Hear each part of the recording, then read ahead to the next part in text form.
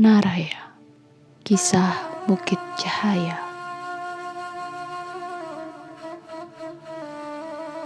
Dari bawah kaki bukit, aku menatap indah pancaran cahaya. Bukan sebab kegelapan yang menyelimuti sekitar, karena sebelumnya setitik cahaya telah berkirim pesan melalui kedua netra, hingga seluruh kepala menengadah menghadap rona angkasa. Mengapa cahaya itu begitu jelas?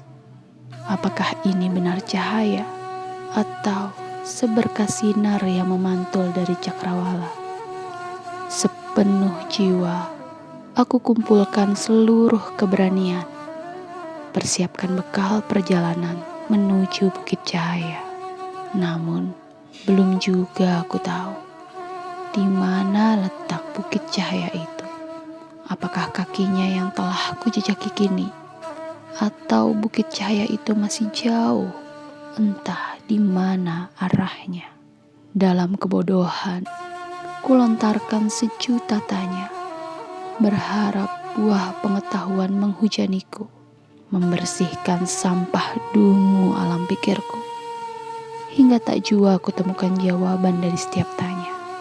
Kemudian, kulihat riuh manusia di sekitar, berkelompok ataupun sendirian. Mereka saling berteriak nyaring, menjerit bising, menceritakan kisah-kisah purba Bukit Cahaya miliknya. Seluruh pustaka aksaranya diramu, seolah sedang berniaga. Ada yang berlari, bak sekumpulan semut yang berhamburan, saling tabrak, injak, tak kenal lawan dan kawan, berlari ke segala penjuru arah tanpa tujuan. Digerakkan asa meraja bak anala.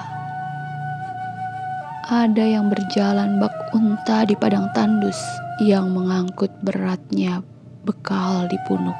Unta gemuk jalan melambat, unta kurus seperti merayap. Suara mereka memekik telinga, tapi tak menembus jiwa. Bak teriakan lolongan serigala pemangsa, memberi tanda bahwa lapar dan dahaga membuatnya hilang kendali jiwa. Mereka tak peduli lagi tempat diri berpijak, meninggalkan luka air mata dan darah sebagai jejak. Hampir semua berbekal senjata, pedang, tombak, belati yang tumpul, peluru yang tak tahu apa yang akan diburu. Ayo, bergegas kita ke Bukit Cahaya, seru sebagian dari mereka, seolah peduli, tapi tangannya menggenggam api, hingga seluruh hutan di setiap sisi jalan menjadi pertunjukan tarian anala. Aku hanya bisa diam. Dengan hati-hati, ku persiapkan bekal perjalanan. Namun, tak kumiliki satu pun senjata. Kantongku ternyata masih kosong tak berisi. Sedang mereka bak lumbung yang berjalan. Gumamku, jika berjalan bersama, pasti aku selamat dari kelaparan. Mereka merayu, merajuk, hanya untuk menjadikanku budaknya saja. Ya, mereka tak pernah melihat Bukit Cahaya. Fata Morgana bak kabut yang menyelimuti mata mereka. Dianggapnya segala yang dimiliki dunia dapat mengantarnya menuju Bukit Cahaya itu. Mereka berbekal kitab-kitab purba yang diperlakukan layaknya kitab usang tua, yang hanya disimpannya di dalam peti bersama kilau permata. Dalam diamku, kulihat sebagian dari mereka berteriak hendak menuju ke barat. Ada pula yang berbisik-bisik menuju timur. Ada lagi sebagian yang melompat seolah terbang menyusuri tebing-tebing jurang. Ada yang menyelam ke dasar samudera yang tertutup buih sampah limbah-limbah prasangka. Semua merasa lebih tahu arah dan jalannya. Berbekal jubah indah, berharap hendak bermandikan cahaya.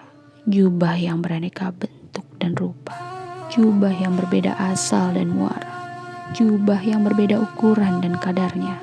Ada yang dihiasi mahkota, ada pula yang diwarnai permata, hingga ada yang ditenun dengan air mata. Aku masih menunggu cahaya itu menemukanku, memanggil namaku lirih, menggema ke seluruh semesta.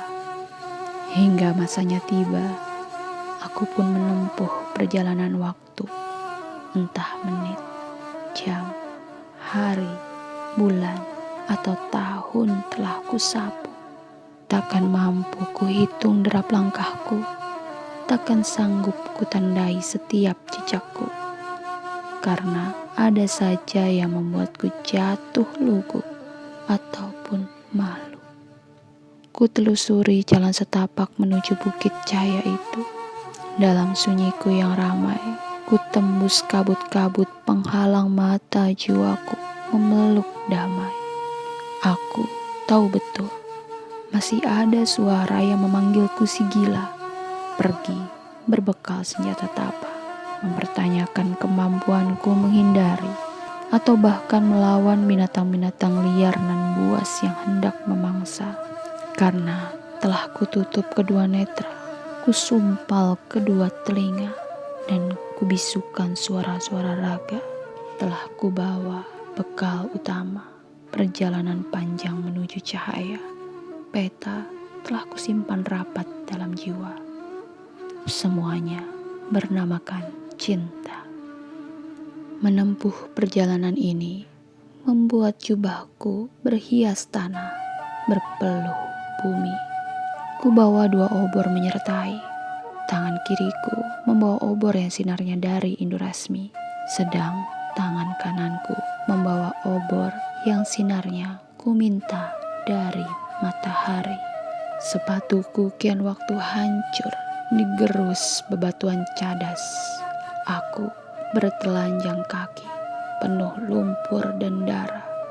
Namun wajahku berbinar, segar menatap bukit cahaya itu. Tak kupedulikan luka yang telah menghiasinya. Beribu kali aku terjatuh, bahkan tersungkur. Tapi setiap kuingat kembali arah yang kutuju, diriku membalut derita menjadi bahagia, mengubah duka jadi amarta. Aku hanya bersahabat angin, berbicara dan bercanda dalam panas maupun dingin. Angin yang kuberi nama Panca Anila. Ia layaknya lantunan doa yang tiada henti kubaca, mantra yang merapal di setiap masa, zikir yang mengukir relung-relung jiwa.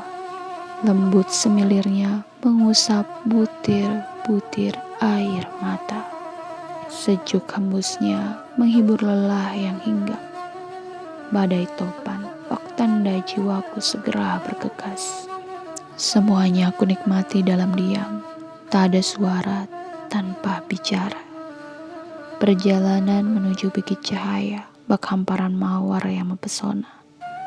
Perih durinya sebanding dengan indah yang dihamparkannya. Akhirnya, kini aku sampai di bukit cahaya itu. Pesan cintaku telah menjawab pedihnya rindu. Sehelai daun yang menunggu di ujung ranting menyambut kedatanganku. Sepertinya hampir saja daun itu gugur berlalu karena tak sabar menanti. Ku dengar lirih bisik mesranya pada embun di fajar buta. Mereka berpamitan karena telah usai memenuhi tugas dan peran. Daun itu pun akhirnya kini gugur, jatuh tepat di kakiku, hingga seluruh lukaku pun sembuh. Sedangkan embun itu akhirnya terbawa angin jatuh di antara kedua bibirku. Hingga seketika seluruh dahaga dan lelahku pun lenyap. Ternyata bukit cahaya yang telah ku jejaki tidak berpijak di bumi, tidak pula menggantung di angkasa, tidak bermuara di dalam telaga, ataupun menempati dasar kedalaman samudera. Bukit cahaya itu tak bertempat di timur, barat, selatan, ataupun utara. Waktu tibaku pun di bukit cahaya itu bukan di fajar buta atau siang terik menerpa, bukan pula di waktu senja yang indah menyapa, ataupun di waktu malam yang penuh rahasia. Karena tibaku melampaui seluruh masa dan mengisi setiap waktu yang datang menyapa. Sesampainya di sana, aku menjadi tiada, tak berwujud rupa dan berbalut raga. Aku pun hilang, tak bernama. Rasaku meliputi seluruh jiwa. Dari bukit cahaya terpancar beribu cahaya melampaui segala warna. Hingga setiap yang kulihat adalah cahaya. Bumiku menjadi cahaya. Samudra lebur dalam cahaya. Langit luruh dalam cahaya. Matahari dan rembulanku meleleh menjadi cahaya. Seluruh makhluk berwujud cahaya. Semestaku hanyalah cahaya. Dan aku tiada, menjadi cahaya. Bukit cahaya itu ada di kedalaman jiwa, tak dapat dilihat kedua netra, tak mampu ditembus asa, yang ada hanya kemurnian cinta, serta keagungan rindu menuju Sang Maha Cahaya, yang berbekal cinta dari Sang Maha Cinta. Bukit cahaya itu bernama Naraya. Dialog jiwa dalam tuntunan Abah Imam Sibawai El Hasani.